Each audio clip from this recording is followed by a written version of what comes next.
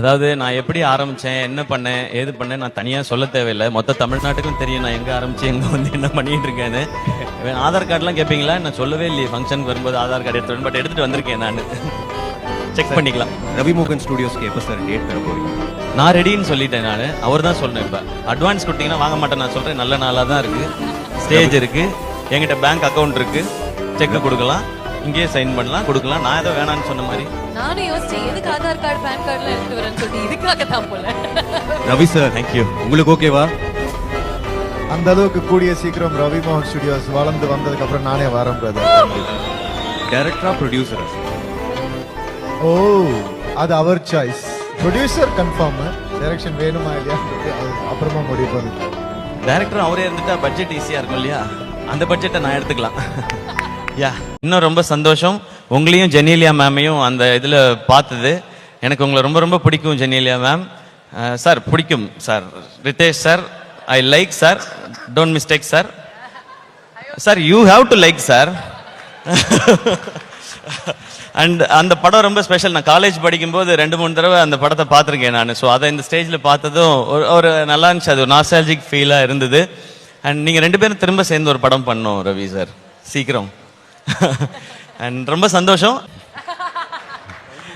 அதாவது நான் எப்படி ஆரம்பித்தேன், என்ன பண்ணேன், ஏது பண்ணேன் நான் தனியாக சொல்ல தேவையில்லை. மொத்த தமிழ்நாட்டுக்கும் தெரியும் நான் எங்கே ஆரம்பிச்சு எங்கே வந்து என்ன பண்ணிட்டு இருக்கேன்னு. ஆதார் கார்டுலாம் கேட்பீங்களா? நான் சொல்லவே இல்லையே ஃபங்க்ஷனுக்கு வரும்போது ஆதார் கார்டு எடுத்து பட் எடுத்துகிட்டு வந்திருக்கேன் நான். செக் பண்ணிக்கலாம். ரவி மோகன் ஸ்டுடியோஸ்க்கு எப்போ சார் டேட் தர போறீங்க? நான் ரெடின்னு சொல்லிட்டேன். நான் அவர் தான் சொல்லணும். இப்போ அட்வான்ஸ் கொடுத்தீங்கன்னா வாங்க மாட்டேன். நான் சொல்கிறேன் நல்ல நாளாக தான் இருக்குது. ஸ்டேஜ் இருக்குது, என்கிட்ட பேங்க் அக்கௌண்ட் இருக்குது, செக்கு கொடுக்கலாம், இங்கேயே சைன் பண்ணலாம், கொடுக்கலாம். நான் ஏதோ வேணான்னு சொன்ன மாதிரி நானும் யோசிச்சேன் எதுக்கு ஆதார் கார்டு பேன் கார்டுலாம் எடுத்துட்டு வரேன்னு சொல்லிட்டு இதுக்காக தான் போல. Ravi sir, thank you. உங்களுக்கு ஓகேவா? அந்த அளவுக்கு கூடிய சீக்கிரம் ரவி மோகன் ஸ்டுடியோஸ் வளர்ந்து வந்ததுக்கு அப்புறம் நானே வரேன் பிரதர். டைரக்டரா ப்ரொடியூசரா சார்? ஓ, அது அவர் சாய்ஸ். ப்ரொடியூசர் கன்ஃபார்ம், டைரக்ஷன் வேணுமா இல்லையான்றது அவருக்கு அப்புறமா முடிவு பண்ணிட்டோம். டைரக்டர் அவரே இருந்துட்டா பட்ஜெட் ஈஸியாக இருக்கும் இல்லையா? அந்த பட்ஜெட்டை நான் எடுத்துக்கலாம். யா, உங்களை மாதிரி ஹீரோஸ் தான் நம்ம கம்பெனிக்கு தேவைன்னு நினைக்கிறேன்.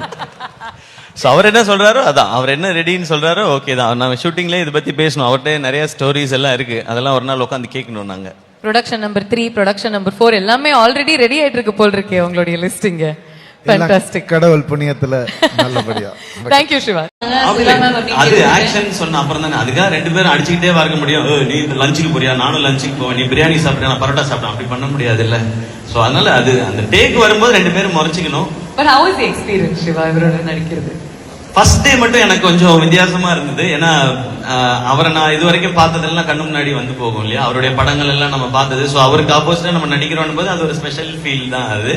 பட் போக போக செட் ஆயிட்டோம். எங்களுடைய ரோல் ரொம்ப அண்ட் ரொம்ப ஜாலியாலாம் இருக்க முடியாதுங்க. ஏன்னா சுதா மேம் அந்த மாதிரி உங்களுக்கே தெரியும்.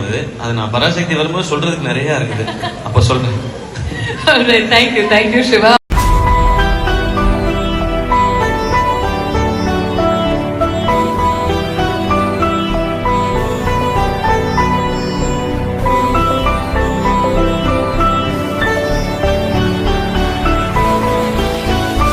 இன்னைக்கு ஃபங்க்ஷனை நல்லபடியாக நடத்தி முடிக்கணும், படத்தை கரெக்டாக எடுக்கணும். அது வரைக்கும் மூஞ்ச சிரிச்சா மாதிரியே வச்சுக்குவோன்னு உட்காந்து.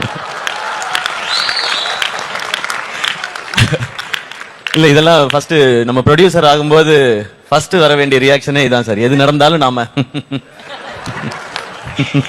அப்படின்றது.